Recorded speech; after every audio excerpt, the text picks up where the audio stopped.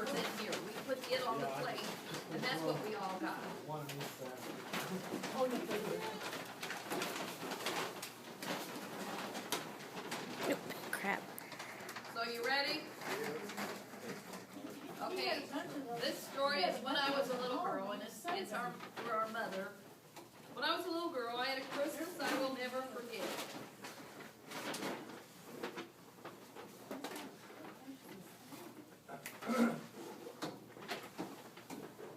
When I was a little girl, I had a Christmas I'll never forget. This is our mother. Joe Bill was baby in diapers and didn't walk yet. Dorothy was a toddler, still in diapers. James was first grade. Wally tormented me and my twin, she's identical twin, Essie, about a boy and boyfriends, and threw rocks in the creek and across the road. Austin was the big brother to me and my twin Essie. Austin somehow always knew what Essie and I ought not to be doing. We just lived below the Blue Ridge Mountains with part of the property in North Carolina and part in Virginia. What is now the Anderson homestead was a two-room cabin with wood floors and fireplace for heat. The whole family slept in the same room with two large beds, one for Mom and Daddy and one large bed for the bigger children.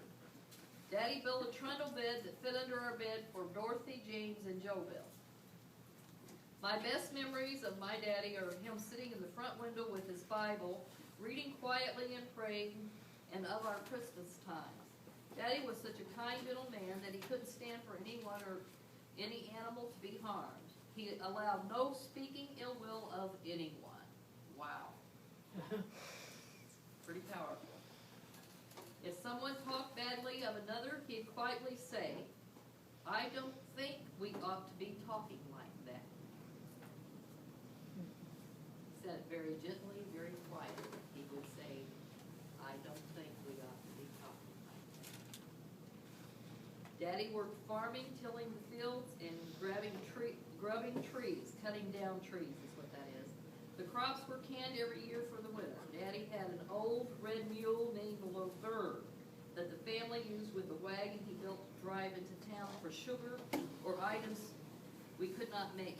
Laverne also pulled the plow for Daddy to till the farm. Daddy was an excellent carpenter, so he was able to build just about anything from trees from his own land. He built things for the neighbors when they needed something and traded us a pig, chickens, or anything we agreed on. Mama was always cooking, cleaning, and visiting the neighbors, trying to make sure we were all fed, clothed, and often worked with Daddy in the fields. We usually had one cow every year to butcher in the spring, so generally did not have to go without meat. She also taught in a one-room schoolhouse when she was young. I don't think I ever knew anyone who worked as hard as Mama. Our family struggled at times, and we usually did not go without food, clothing, or love. Mama was real strict, and both Mom and Daddy were big on respect.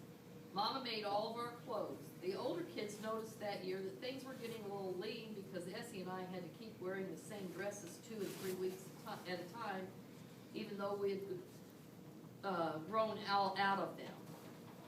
Austin and Raleigh's pants were a little short and looked odd. Mama ran out of material, even the used material, because she used every scrap for something.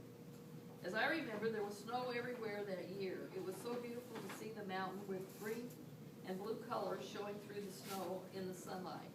The fireplace crackled in the evenings, and everything was all lit up because there was a full moon shining through the front window of the house. We didn't have boots, so we knew if we went outside, we'd get cold. Our feet were the coldest. The girls always wore dresses, so our legs would get cold too. Anyway, we sure hated to go outside to the outhouse to use the toilet. Then there were no phones, no electricity, no radios, no television, no communication other than the neighbors and the family sharing. Think about that. No iPods. No iPads, so much better. no computers, Yeah. no internet. He said that's why he had 12 kids. And they really didn't have, they actually had 9 children, but they didn't have to do recycle because everything was automatically used for something. You didn't have recycle, it was already recycled a few times. Right.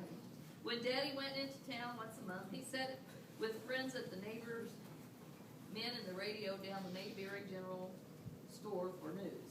Now, if you think about this, if she was born in 1913, this would have been, you know, 17? 17. Yeah. Daddy was born in 13. But she would have been a young woman when the Depression hit, so she would have been a very young woman. Unbeknownst to the children, Daddy and Mama were a young couple with a very large family who had entered a time called the Hoover Days. The crops were few and not much to sell. We had to keep what we'd grown for our family to survive. There was just no other way to make any money at that time for country folk.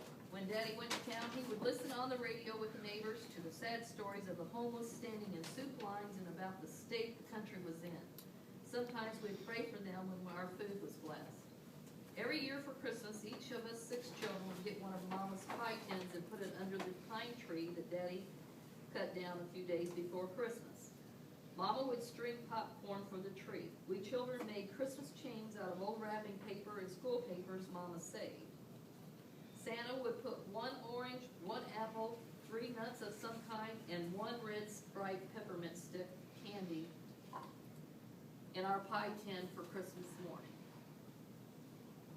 The year before, Santa must have had more